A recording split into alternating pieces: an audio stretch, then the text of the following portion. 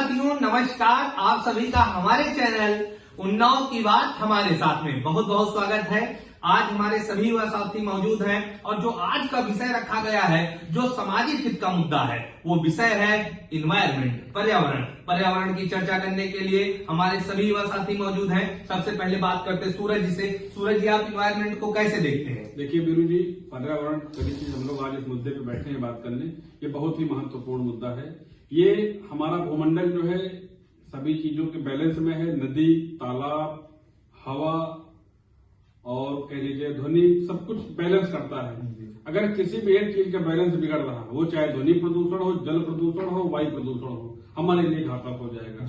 जैसा कि आजकल हम लोग देख रहे हैं, आधुनिक तो होते चले जा रहे हैं, लेकिन अपने भूमंडल का बिल्कुल ख्याल नहीं रख रहे हैं, संरक्षण नहीं रख पा रहे हैं। ओजोन लेयर की आप दशा देख लीजिए।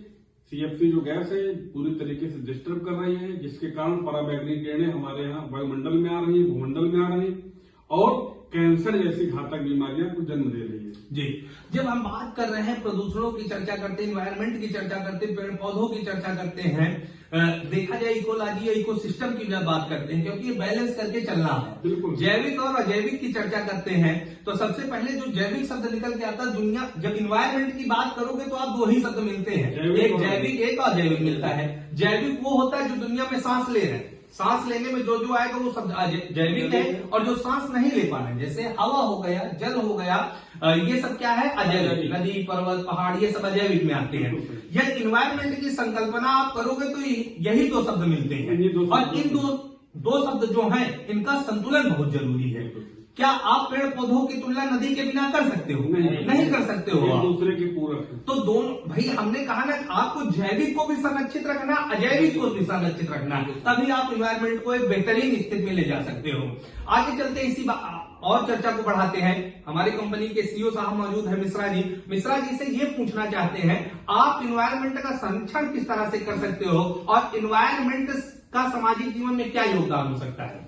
इन्वायरमेंट का संरक्षण हम पेड़ पौधे लगा के कर सकते हैं, और पेड़ पौधों को लगाने के बाद उनको हमें पाल पोस के बड़ा भी करना है। जी। तो भाई लगा के छोड़ देना ही भलाई नहीं जी। भाई पीपल है, बरगद है, इस तरह के पेड़ लगाए जाए तो समाज में एक अलग प्रभाव दिखाएगा और अच्छी गैस निकलती है। जी जी, सबसे पहली बात मिश्रा जी ने जो कही कि पेड़ पौधे लगाने तो जरूरी हैं, लेकिन उनका संरक्षण भी अति महत्वपूर्ण है। वो महत्वपूर्ण है, अति महत्वपूर्ण है। लगाना तो ठीक है, लेकिन उनको संरक्षित रखना, कितने पेड़ हम लगा रहे हैं, कितने संरक्षित रख रहे हैं, इसका भी डाटा होना चाहिए। और बात करते हैं आगे, आसिम जी मौजूद हैं, उनसे बात करते हैं कि इन्वायरमेंट का देखा जाए, जब हम आधुनिकता के दौर में चल रहे हैं, टेक्नोलॉजी के दौर में चल रहे हैं, तो हम उसमें इन्वायरमेंट का संरक्षण कैसे रख सकते हैं? क्योंकि नए नए तकनीकी चीजें आ रही हैं, वस्तुएं आ रही हैं, उनके प्रयोग से इन्वायरमेंट को नुकसान पहुंच रहा है, उसको हम किस तरह से देखते हैं? उसको इस तरह से देख सकते हैं कि सबसे बड़ी बात है कि पर्यावरण का संरक्षण सिर्फ पेड़ पौधे लगाकर ही किया जा सकता है। जी। उसका बचाव करने के लिए बहुत सारी चीजें हो सकती हैं, लेकिन अगर हमको स्वच्छ हवा चाहिए तो सबसे बड़ी चीज है पेड़ पौधे लगाना है। जी। अगर आप ध्वनि प्रदूषण को देखिए तो पेड़ पौधे ज्यादा लगाएंगे तो ध्वनि प्रदूषण को भी वो अवशोषित करते हैं। जी। उसके साथ साथ अगर हमें नदी को बचाना है, उसके लिए भी पेड़ पौधे लगाने पड़ेंगे। हरियाली रहेगी तो हमारी नदी भी संरक्षित रहेगी, पहाड़ संरक्षित रहेंगे तो हमारे जीव जंतु संरक्षित रहेंगे। जब जीव जंतुओं की बात करते हैं हम लोग, तो एक चीज ये निकल के आती है कि देखा जाए इस इन्वायरमेंट, पर्यावरण की जब बात कर रहे हैं, तो जितना महत्वपूर्ण मनुष्य है, जितने महत्वपूर्ण हम हैं, उतने महत्वपूर्ण जीव जंतु। कोई भी जीव जंतु ऐसा नहीं है जो पर्यावरण का हित कर रहा हो। किसी भी जीव जंतु की आप बात करो, कुत्ता, बिल्ली, शेर, हाथी, घोड़ा, किसी की भी चर्चा करो, एक दूसरे से सभी जुड़े हुए जी। अगर जैसे घर में देखा जाए कीड़े मकोड़े हैं तो छिपकली है जी।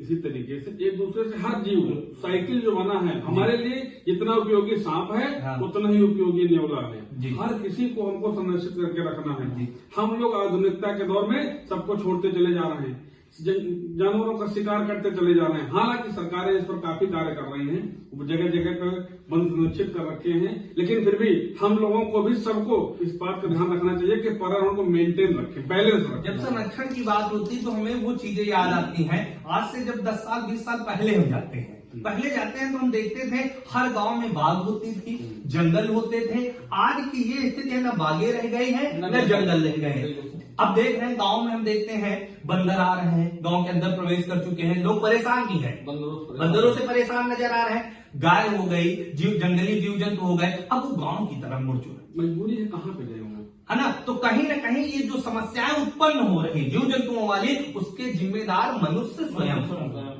इन समस्याओं से आपको बचना है तो इन्वायरमेंट का संरक्षण करना ही पड़ेगा। आज नहीं तो कल करना ही पड़ेगा। बड़ा सजग मुद्दा था इन्वायरमेंट का। समय कम है, बहुत चर्चाएं नहीं हो पाई हैं। कल किसी विशेष मुद्दे पर मिलेंगे, आप लोग कमेंट के माध्यम से बता सकते हैं कौन सा मुद्दा उठाया जाए। बिल्कुल सभी लोग बता सकते हैं। तो कल नई चर्चा के साथ सभी युवा साथी मौजूद रहेंगे। आज की सभा यहीं समाप्त होती है। बहुत बहुत धन्यवाद।